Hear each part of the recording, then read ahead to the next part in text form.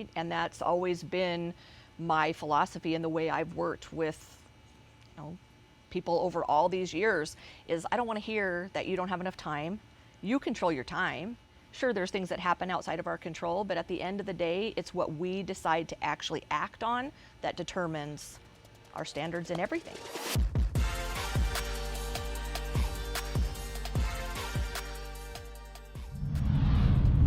Welcome back to another episode of The Burn. I am Ben Newman, and you know this is the show where we get right down to that fire that lights you up inside, which then causes you to take the necessary action to reach your peak performance.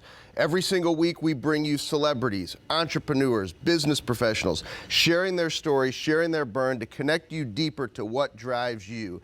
And today we have my friend Evie Fatz. I don't even know where to start. We have business owner, owns businesses, sold businesses, so definitely entrepreneur, mom, wife, I mean, give it all the titles, author, so many things that you've done, and so excited because you and I have recently gone really deep on some of the things that we talk about, and I was so excited that you were going to be here in St. Louis to have the opportunity to sit down for the burn, so welcome. Thank you so much. It's an absolute honor to be here with you in your home, just a beautiful, beautiful thing. Well, thank you. And, when we think about the burn, and I talk to you a lot, and I hear your energy, I hear your passion, I hear you talk about projects, and then we talk about the burn. Mm-hmm. Similar for me, it's a very deep, deep emotional burn. So tell us a little bit about what drives you on a daily basis to be your best. And you know I'm emotional, so you knew we were going to go there. We're going right there. Well, if I had to narrow it down to one thing, it's experiences of mortality and death throughout my life, starting with the suicide of my father when I was 10. So I experienced death that most people don't at such an early age, and especially in such a tragic way. And then when I was 27 years old, decided to have my first child, my daughter, Catherine Rachel, and she was born, thankfully, born alive, and passed away the same day that she was born. And from that day forward, it was, we've talked about this, where there's a day of your life where you are someone, and then within seconds, you are someone else.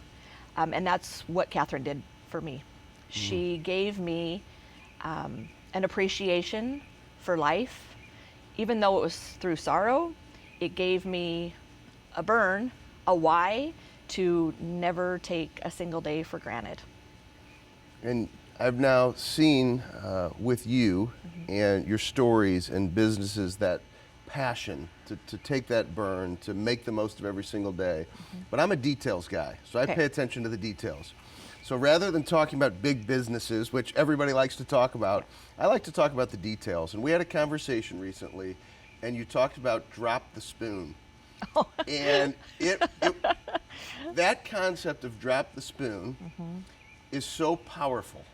So tell us about drop the spoon. I'm not going to give it away. Tell us what drop the spoon means to you, because I always say find your edge in the details, which I learned from Coach Kleiman at Kansas State University. Okay. So when I shared that story, I was like, that's it. It's such a powerful, so drop the spoon. What does that mean to you? Well, I think we so often focus, whether it's in business, whether it's in relationships, as a parent, we focus so much on these big topics, right? Like, where do you send your kids to school? Like, major things within your marriage.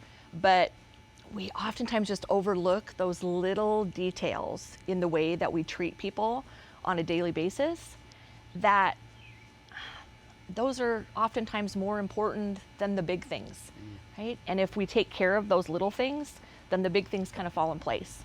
So the story behind it is, so I've been married for 24 years now, right? And we know that's work, right? I met my husband when I was only 18 years old, right? And now I'm 47. We've been around together a long time. And that's a lot of ups and downs and a lot of work. So in the morning, we have this routine. I have an old style espresso machine because I like tradition, and I like the smell and the process of things. And the funny thing is I bought him this espresso machine for Christmas, which I think maybe like subconsciously I was buying it for myself, because I was like, he is completely the opposite. He's like, the Krups deal, like you just push the button and out it comes. So his coffee machine sits right next to mine, and every day when he's up before me, he lays out a paper towel and a spoon and makes his coffee. And every day I come down about 15 minutes later and make my coffee, take his spoon to stir my coffee with, and then walk it over to the sink and dump it. Yeah. Okay? And which sounds like nothing. Okay? But every day he would say to me, like, why do you have to come down here and just take my spoon? Because when he goes back to make his second cup of coffee, he has no spoon, so he's got to get it back out, right? Such a minor deal. But it just dawned on me a couple of months ago that I was like, you know what? What if I just respected the fact that that really does bother him, that I take his spoon every day, when that's part of his process and morning routine? So one day I just decided, you know what? Every single morning, I'll take his spoon, stir my coffee with it, dump it, but then I will go replace his spoon. And we kind of termed it, right? To drop the spoon. Because it's those little things. And then it transferred into him recognizing that and was like, you know what? Thank you so much for that. And instead of starting our day with this somewhat contentious feeling towards one another, like you just disrupted me, right? How big of an impact that has now that we just feel kind of content with one another in the morning. And it transferred into another just silly thing, but people that are married, they get this, or in relationships, you get how important these things are. He sits in the same chair every morning and smashes down my little throw pillow that's on it. And it used to drive me crazy because every day after he'd leave, I'd fluff it up and put it there. So then I simply asked him, I said, you know what? Maybe his drop the spoon could be, would you mind if you just fluff that pillow up? And he's like, what pillow? Like, what pillow? He didn't even recognize it. Wow. Right?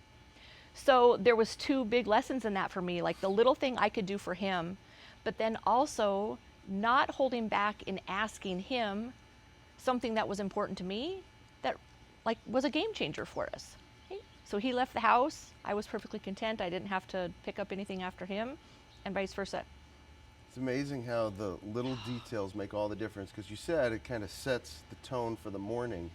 And if we think of all of our relationships, whether it's a colleague, a loved one, a child, how we start, right, determines everything. Absolutely. And it makes me think of, it was a talk that you shared with me. It was so cool for me to be able to, for the Hope Guild, to hear that keynote that you did.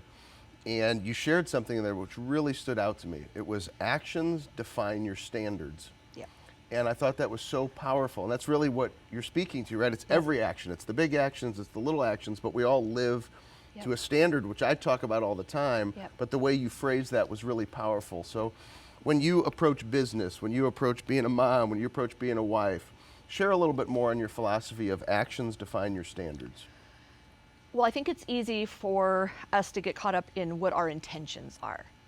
Right?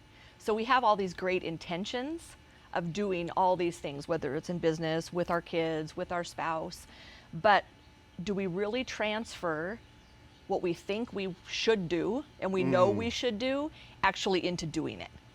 Right? And that comes down into every philosophy, even for health, and why I'm in the health and fitness business is because most people have these great intentions, but they don't really ever take the action. And your intentions don't determine your standards. Those are just thoughts, right? Or they're words that we say, but they're not actually what we do. So at the end of the day, what we do is really what defines our standards. And it's interesting you say that, because if somebody has the intention and they take no action, you're right back to where you were, which is nothing. Right, and that's your standard, right? You're allowing yourself to do less than what you know you could be doing. And I know, I love how direct and passionate you are, and it makes me think, having this conversation, like a no excuses mentality. Yeah. Because a lot of times if you have the intention, you don't take actions, oh, the world is against me, or this happened, or, it's this situation or that situation, when the reality is, we have to look at ourselves and say, hey, I made a choice to not do it. Absolutely. My lack of action was my standard, and if I want the result, I have to choose to change my action to drive the new standard. Absolutely, because otherwise, think about life. There's just every excuse in the book. right? And that's always been my philosophy and the way I've worked with, you know, people over all these years is I don't want to hear that you don't have enough time. You control your time. Yep. You decide what actions you take within a day, right? So there's a million excuses, and until people can actually really own that responsibility of saying it's no one else's fault, right? Sure, there's things that happen outside of our control, but at the end of the day, it's what we decide to actually act on that determines our standards in everything. And that mindset is what has created, I'm going to call it a movement, because it really is, the Eat, Move, Live movement. That's what we're going for. Which is EML radio. It's the online nutrition. It's the app that you're getting ready to release. Yeah. It's Kapow, the food business, which is unbelievable. Okay. It's the books, you know, Colors Not Calories. It's all of these things. People, I think they get caught up in, I don't have time. I don't have the capacity. I'm too busy.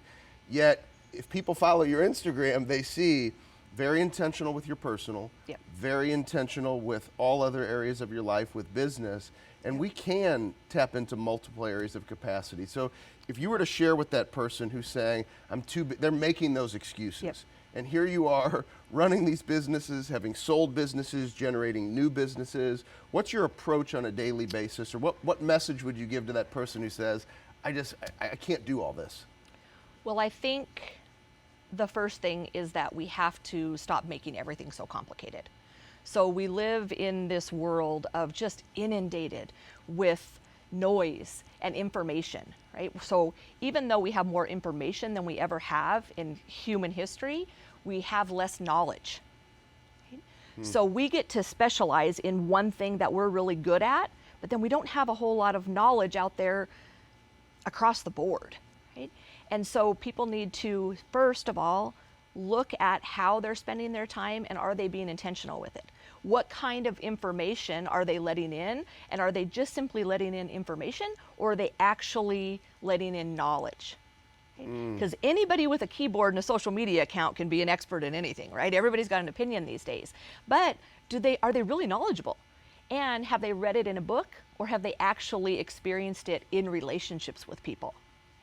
So if we just started by narrowing down where are we getting knowledge from, and then from that you realize it doesn't have to be that complicated. So I think most people, when it comes to, especially in health and fitness and even eating the right foods, right, and just generally taking care of their body, they feel overwhelmed. And you know how it is, when you feel overwhelmed, you just get stuck. Right? Sure. You freeze, and that's where a lot of people are. So then the excuses come up. I don't have enough time. It's like, you do. But we don't need to make everything so complicated. When it comes to food, nature has always given us everything we would ever need, right? That's it. But there's a million different diets out there, and people think they need to, you know, eat like a bodybuilder. If you're not a bodybuilder, you don't need to eat like a bodybuilder, right? Just eat like a mom that wants to live a long time and be happy and have enough energy to play with their kids, right? We make things way too complicated. So that's really the whole reason I've created this movement, is because I think we've lost touch with how simple life can be, and I want to bring people back to that simplicity, back to my burn, right? Back to, if you're making things complicated, you aren't really connecting with why you're here. It's one of the things I love about all your posts, and if you could, to wrap us up, for people to stay connected with you, many of your posts start with just the word truth. Yep. And then it gives like your direct point. And I think what you're saying, which is so powerful, I think getting people to speak to their truth allows them to find what is most important to them, or to find the direct response to drive action. Yep. So I can't wait for people to start following you. Awesome. So that they can see those truths that you speak to, because it really makes a big difference. And there's too many people wanting to give sometimes these overly profound messages, when it's like, get to the point, speak to the truth, don't make excuses, take action. So how can people stay connected to Evie? On all platforms on social media, just at Evie Fatz, and website eviefatz.com. And you'll see on that website there are so many exciting things that are happening in Evie's world, so many exciting releases throughout the rest of 2020, which I love, because you are choosing to attack 2020. Oh, yeah. Yeah. And that is what I would say to, everybody is continue to attack one day at a time. Continue to live in the details. Listen to that drop the spoon. What is the drop the spoon moment for you? And I would encourage you, I think the message in this episode is so important to share because so many of us, we hold back from our capacity, we hold back from the details, and we're not connecting often to our burn. So continue to join us. Thank you for joining my friend Evie Fatz and I for this episode of The Burn, and we'll look forward to staying connected with you.